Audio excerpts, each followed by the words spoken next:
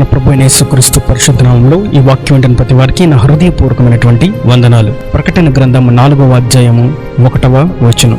ఈ సంగతిలో జరిగిన తర్వాత నేను చూడగా అదిగో పరలోకమందు ఒక తలుపు తెరవబడి ఉండెను, మరియు నేను మొదట వినిన స్వరము బూరధ్వని వలె నాతో మాట్లాడగా వింటిని. ఆ మాట్లాడువాడు, ఇక్కడికి ఎక్కి రమ్ము, ఇక మీదట జరగవలసిన వాటిని నీకు కనపరచెదనని అనేను. చదివిన వాక్య భాగంలో ఇక్కడికి ఎక్కి రమ్ము, ఇక మీదట జరగవలసిన వాటిని నీకు కనపరచెదను. క్రైస్తవ జీవితంలో ఒక అడుగు వేసి అక్కడే నిలిచి ఉండడం అనేది బుద్ధిహీనమైనటువంటి ప్రక్రియ. క్రైస్తవ జీవితం ఎప్పుడు కూడా దినదినము ఒక్కొక్క మెట్టు పైకి ఎక్కుతూ వెళ్ళడమే క్రైస్తవ జీవన శైలి. ఎక్కడి వరకు, ఏ మెట్టు వరకు ఎక్కాలి? ఒక 10 మెట్లు ఎక్కితే సరిపోతుందా? 100 మెట్లు ఎక్కితే సరిపోతుందా అని అంటే దానికి హద్దు లేదు. కానీ ఆ మెట్ల యొక్క హద్దు ఏమిటంటే ప్రభు అయిన క్రీస్తును చేరేంత వరకు ఆ మెట్లు ఎక్కుతూనే ఉండాలి. క్రీస్తుకు కలిగిన సంపూర్ణతలోకి వచ్చేంత వరకు ఆ మెట్లు ఎక్కుతూనే ఉండాలి. ఇంతకీ ఏంటి ఆ మెట్లు? మొట్టమొదటి మెట్టు క్రీస్తు కొరకు తమ్మును తాము ప్రతిష్ఠించుకునుట.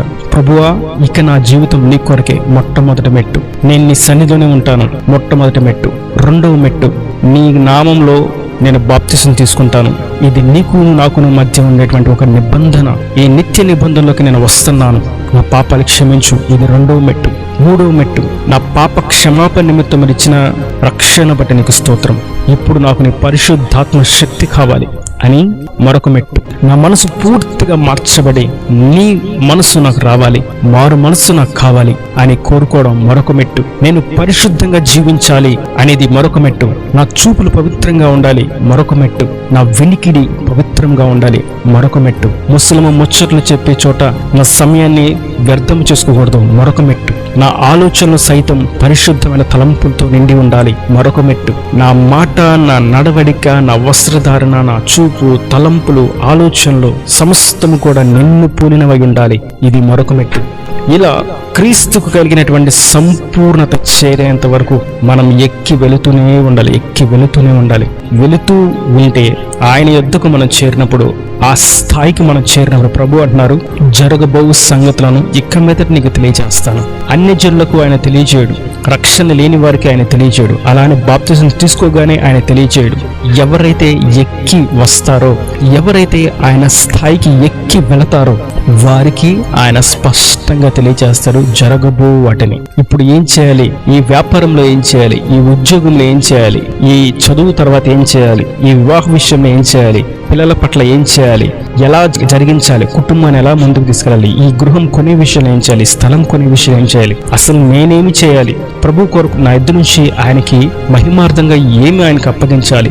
ఏమి నేను ప్రతిష్ఠించుకోవాలి? ఇలాంటి వాటన్నిటిని కూడా ఆయన మన కళ్ళకు స్పష్టంగా తెలియచేస్తాడు. ఎందుకంటే ఆయనకు దగ్గరికి, ఆయన ఉన్న యొక్క ఉన్నత స్థానానికి ఎక్కి వెళ్ళట చేత ఆయన మనకు తన మనస్సులో ఉన్న విషయాన్ని తెలియచేస్తాడు. కొంతమంది తెలియజేస్తారు, మేము ఎక్కి వెళ్ళిపోయాం, ప్రభువు నాతోనే ఉన్నాడు, నా పక్కనే ఉన్నాడు అని చెప్తూ ఉంటారు. వారికి ఊళ్ళో వాళ్ళ విషయాలని చెప్తారు, కానీ వాళ్ళ విషయాలు మాత్రం వారి గ్రహింపు తెచ్చుకోలేరు. ఎదుటికి జరిగే విషయాన్ని ప్రార్థన చేసి నీకు ఇలా జరిగిద్ది, అలా జరిగిద్ది అని చెప్తారు, కానీ వారి కుటుంబంలో, వారి జీవితంలో ఏం జరుగుద్దో వాళ్ళకి తెలియదు. కారణం ఏమిటంటే వాళ్ళు ఎక్కి వెళ్ళే అనుభవం లేకపోవడం చేత, వారు మొట్టమొదటి మెట్టి దగ్గరే ఆగిపోవడం చేత, ఎదుటి వాళ్ళకి మేము గొప్పగా కనిపించినటువంటి డంబముతో వాళ్ళు బ్రతుకు ముందుకు సాగిస్తుంటారు. కనుక వారు ఎక్కువ మెట్లు ఎక్కినట్లుగా, క్రీస్తు దగ్గరికి వెళ్ళిపోయినట్లుగా, ఆయనే మాతో ఉన్నాడు, మాతో మాట్లాడుతున్నట్టుగా ప్రదర్శిస్తూ ఉంటారు. ఇది వెలుగుతూత.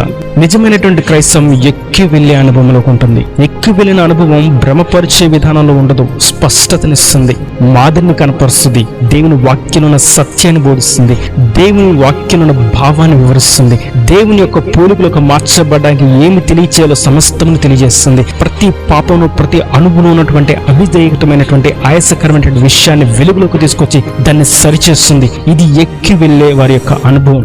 ఇక్కడ అపోస్తులైన యోహానుతో ప్రభు చెప్తున్నారు, ఇక్కడికి ఎక్కిరా. ఎంతో మంది ఉన్నారు కదా ప్రభువా, నన్నెందుకు ఎక్కువ రమ్మంటున్నారు? ఎస్, నీవు ఎక్కి రావాలి. నా కొరకు నువ్వు ఆ పద్మాసు దీపంలో ఒంటరివైపోయావు. ఆ పద్మాసు దీపంలో అనేకుల చేత నీవు ద్వేషించబడ్డావు. నీవు ఎవరి చేత ఎన్నిక లేని వాడిగా ఉన్నావు. నిన్ను చంపాలని నీ చుట్టూ ఉన్నవారు కదం తొక్కారు. నిన్ను అణిచివేయాలని వారి చేతులను తల మీద పెట్టి అణుస్తున్నారు. ఇప్పుడు నువ్వు నా దగ్గర రావాలి. ఈ సమయంలో నేను నిన్ను ఎక్కిస్తున్నాను. నువ్వు నా మెట్లు, నా స్థానానికి, నా స్థాయికి, పరిశుద్ధతలోను, పవిత్రతలోను, ప్రార్థనలోను, ఉపవాసంలోను, ఆధ్యాత్మికమైనటువంటి వెలుగు సంబంధమైన క్రియలతోను, సత్క్రియలతోను ఇప్పుడు నా ఎద్దుకు నువ్వు ఎక్కిరా. ఇప్పుడు నేను నీతో మాట్లాడతాను. ఇప్పుడు నేను నీతో మాట్లాడితే నిన్ను ఇబ్బంది పెట్టేవాళ్ళు, నిన్ను డిస్టర్బ్ చేసేవాళ్ళు, నిన్ను నా ఎద్దు నుంచి దూరం చేసేవాళ్ళు ఎవరు లేరు. ఎందుకంటే నువ్వు ఒంటరి అయిపోయావు. నిన్ను లాగడానికి కూడా ఎవరు లేరు. నిన్ను ఎలాగో పడవేశాం, ఇక నువ్వు పైకి రావు, నువ్వు ఎదగలేవని అనుకుని నిన్ను ఆ పద్మాసు దీపంలో పడవేశారు కదా.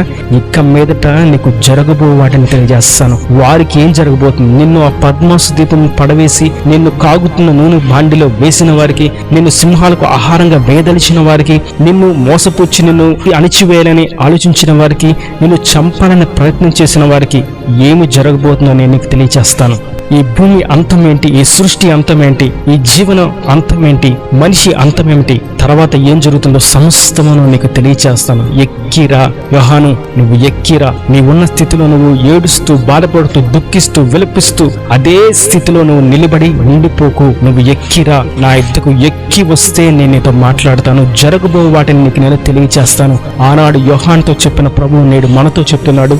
ఎక్కి వచ్చే అనుభవం, ఎక్కి వెళ్ళే అనుభవం, ఎక్కే అనుభవం ఉన్న ప్రతి వారికి ఆయన తన మనస్సులో ఉన్న వారి పట్ల ఉన్న ప్రణాళికను ఆయన విశదీకరించి స్పష్టంగా తెలియజేస్తాడు. ఎవరైనా ఇంకను ఎక్కి వెళ్లే అనుభవంలోకి లేకపోతే ప్రభు సెలవిస్తున్నారు, ఈ సమయం ఉండగానే ఎక్కి వెళ్లే అనుభవం గురించి తెలియపరచబడగానే క్రైస్తవ జీవితంలో ఆ బాప్తిసం దగ్గరే ఆగిపోకుండా, ఆదివారం మాత్రమే ఆరాధన చేసే అనుభవంలో ఆగిపోకుండా, ఆదివారం మాత్రమే నేను కానుక వేస్తాననేటువంటి అనుభవంలో ఆగిపోకుండా, ఆదివారం మాత్రమే నేను దేవునికి భయపడతాననేటువంటి ఆ యొక్క మెట్టు దగ్గర ఆగిపోకుండా, ఆదివారం మాత్రమే నేను తెల్లని వస్త్రాలు ధరించి పరిశుద్ధంగా నేను కనిపిస్తాను అనేటువంటి మెట్టు దగ్గర ఆగిపోకుండా, ఆదివారం మాత్రమే నేను అలంకరణలు అన్ని పక్కన పెట్టి తెల్లని వస్త్రాలు ధరిస్తాననేటువంటి మార్గంలో మెట్టు దగ్గర ఆగిపోకుండా, ఆదివారం మాత్రమే నా కుటుంబంతో నేను కలిసి ప్రార్థిస్తాను అనే మెట్టు దగ్గర ఆగిపోకుండా, దినదినము ఎప్పుడు కూడా ఆయన యుద్ధకు ఎక్కి వెళ్ళే అనుభవం, ఒక రోజు కాదు, ఒక పూట కాదు, ఆదివారం మట్టుకు కాదు, దినదినం ప్రతి రోజు కూడా ఆయనకి నచ్చినట్లుగా ఆయన చిత్తానుసారంగా సాగుతూ ఉంటే ప్రభు అంటున్నారు, ఇప్పుడు నువ్వు ఎక్కి వచ్చే అనుభవంలో ఉన్నావు కనుక ఇక నువ్వు ఎక్కిరా. నువ్వు ఎక్కి వెళ్ళడానికి, ఎక్కి నడవడానికి, పైకి రావడానికి నువ్వు ఇష్టపూర్వకంగా అడుగు వేస్తున్నావు కనుక నేను ఇంకా ఇచ్చిస్తాను. అందుకే వాక్యం సెలవిస్తుంది, లేనివాని యొద్ద వాడి కలిగింది కూడా తీసివేస్తాడు ప్రభు. కలిగిన వాడికి ఇంకా ఎక్కువ సమృద్ధినిస్తాడు ప్రభు. మెట్టు దగ్గర, ఆ చివరి మెట్టు దగ్గరే ఆగిపోతే ప్రభు వారిని ఆ మెట్టు నుంచి ఇంకా దించి వేసి నరకానికి పాత్రలుగా పంపించి వేస్తాడు. కానీ మెట్టు ఎక్కి వచ్చే అనుభవంలోకి వస్తే ఇంకొన్ని మెట్లు ఆయన ఎక్కించి ఉన్నత స్థానానికి ఆయన చేరుస్తాడు, క్షేత్ర స్థానానికి ఆయన హెచ్చిస్తాడు, దేశముకు ఉన్నత స్థలం మీద నిలబడతాడు. ఆయన సాక్షాత్తంగా అనేకులకు వెలుగుకరంగా ఆయన నియమిస్తాడు, ప్రజ్వలింపచేస్తాడు. ఈయన దేవుని మాటలు ప్రతి వాళ్ళ హృదయంలో నీటికట్టి ఫలింపచేయనుగాక. తల నుంచి కళ్ళు మూసేటది మీ కొరకు చిన్న ప్రార్థన. ప్రేమ స్వరూపి కరుణ కటాక్షంగా తండ్రి నా ప్రభు, ఈ వారికి వెంట ప్రతి బిడ్డను మీరు జ్ఞాపకం చేసుకోండి.